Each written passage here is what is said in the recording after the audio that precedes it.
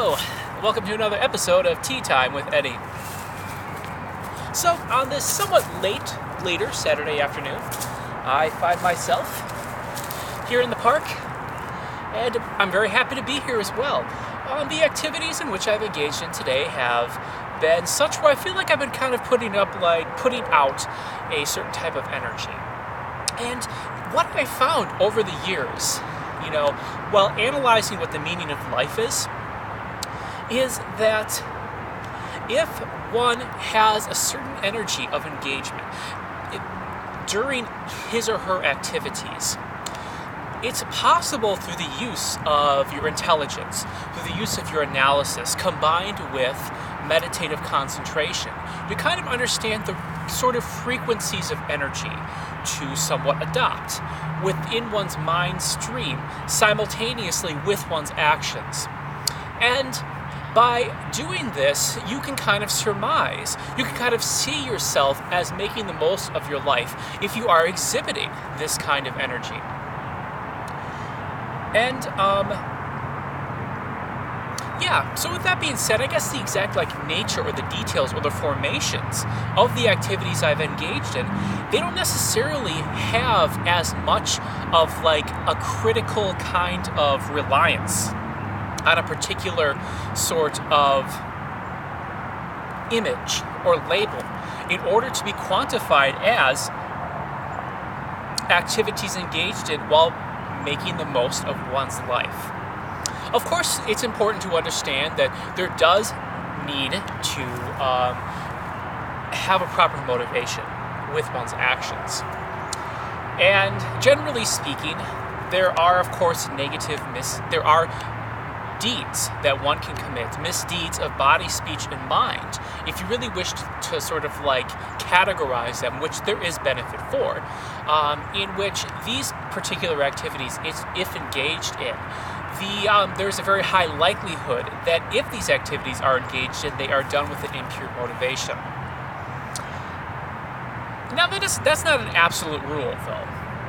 There are instances in which great spiritually enlightened beings may have done things which at first may have seemed like a misdeed of body, speech, and mind. However, the distinction between those particular actions, and I'm going to make sure that I don't run out of time today, usually around 17 minutes my camera automatically shuts off. There might be a way to sort of circumvent that within the options menu, but generally speaking, not having a talk which is much, any more than 15 minutes isn't really that necessary. So as I was stating, these beings may have engaged in activities which in appearance may have seen as misdeeds of body, speech, and mind. And what are misdeeds of body, speech, and mind? To give an example, a misdeed of speech would be sort of divisive language or lying in general. A misdeed of body would be sexual misconduct. Committing adultery would be an example of sexual misconduct. A misdeed of mind would be holding discursive thoughts for others, or excessively wishing others to experience harm, in other words. And so, anyways, there are instances in which great spiritual beings may have actually exhibited certain misdeeds within the body, speech, and mind context. However, they didn't actually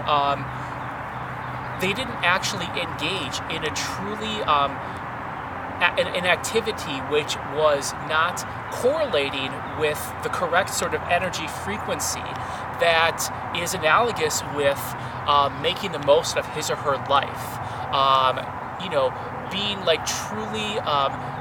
truly resplendent of the ultimate nature of reality. And so this comes as a result of their motivation. And so, with that kind of disclaimer being said, the activities in which I have engaged in, there's not necessarily really a connotation in which they could be particularly viewed as having this sort of detrimental kind of negative connotation in appearance. Not particularly. However, and so with that being said, I do feel like it does make things a little bit easier to have the right sort of energetic level while engaging in these activities. And basically, to find this energetic level, I do believe there's a combination of nature versus nurture. It's important to kind of, cultivate a proper environment in which you are able to cultivate deeds which are beneficial for, beneficial expressions of your body, speech, and mind. And the nature aspect of it, as opposed to the nurture aspect, which were the cultivation of the environment. The nature aspect is to have your motivation behind these deeds to be correct, to wish essentially the ultimate motivation, one that is always that becomes the most flawless when examined through logical reasoning, is to achieve the highest state of understanding, the highest state of complete and full expression of your true enlightened nature for the benefit of all beings. Because the reason why this is a flawless motivation to have in one's actions is because without a doubt, that if you achieve this state, you are going to experience a higher level of happiness. And also, if you achieve this state, you will be in the best position to be of help to others. And so, combining these nature-like aspects of cultivating the correct actions of body, speech, and mind, and cultivating an environment to produce these actions combined with the correct motivation to be of the most help to all beings.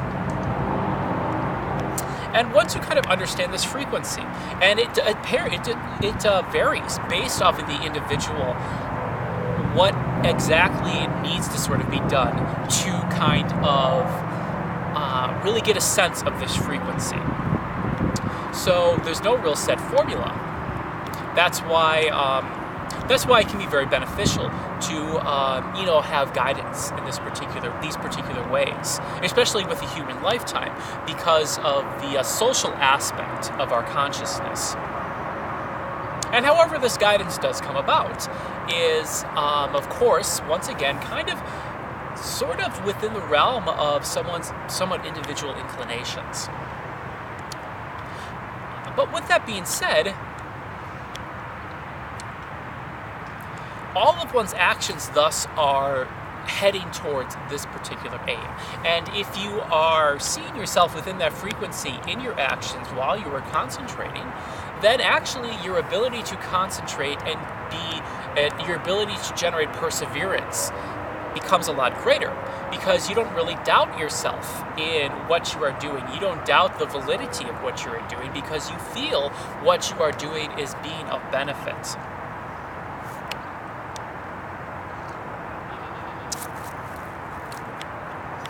And so, with that being said, the fact that the sun is sort of in a different part of the sky than when I usually do my Tea Time with Eddie episodes is a result of me engaging in more activities on this Saturday in the earlier parts of the day than I usually do.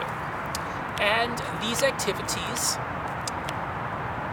I can say through analysis, through reflection right now, permeate with this proper motivation, have a sense of this focus, of this concentration. And so cheers to that. So, I really enjoy being in this world. I got a couple more minutes, I believe, before I have to end this entry. It is, a blip. It's a flash, with a spark within a fire, like my lifetime in this world. However, though, at the same time, it's not necessarily seen as there being nothing existing before my presence in this world, or there being nothing existing after my presence in this world at the same time, as far as from the particular perception. I'm not going to say, without... Actually, this kind of brings to mind a question a coworker of mine had of me a couple weeks ago. He was a Christian, and I mentioned to him that I was that I was a Buddhist practitioner, essentially. Not necessarily something that I advertise, obviously, because the practice of Buddhism is I feel a very skillful method in sort of like getting to the grassroots of what's truly causing you a sense of unhappiness within your mind. And it is through the training of the mind. And you don't necessarily advertise that you are kind of engaging in this sort of training, but you do definitely use your you do use your reasoning and analysis and, things insights that you have come to through contemplation at times with others, which do come alongside various Buddhist teachings, particularly the non-secular ethics, which Buddhism, I believe, has perhaps some of the strongest, most realistic contribution that can be made to the overall global population. Anyways, he asked me, in conclusion to my audio to this Tea Time episode, he asked me, well, where do you plan on going? I mean, where are you going to go after you die? And this is a really interesting question. No one's really asked me this before. And my answer to that, I didn't really feel like it would have been appropriately skillful for me to state like where I would be going, like the exact form of the life I would take after my death. Now, if I really would have thought about it, I think there's actually a fair chance I might have been able to actually see it to a certain extent. But the reality is that particular level of detail is not necessarily as important, especially within this context. And basically what I said to him, which after a fair amount of emphasis in what I was saying, after I said to him essentially, I just want to be where I can be of the most help to the most people after I die. That's where I wish to go. And after, at first it didn't quite sink in with him, the exactness, because it seemed to him like it was rather vague. But the thing is that when you develop this motivation to be of the most benefit to all beings, it actually gives you a sense of confidence. And the sense of confidence is that if you have this motivation to truly be helpful, you aren't necessarily as attached to forms. You're not necessarily as attached to as objects being real and solid. And so, that answer I believe to be satisfactory for all, at this point in my life, to where I will go after I die. And so the brief flash within the fire that is this life no longer appears to be such a dreadful prospect or perspective to have, because my flash shall become a seed to a tree which holds a fairyland of Buddhist teachings. So on that note, thank you very much for joining me once again on this episode of Tea Time with Eddie, and have a wonderful evening. Peace in.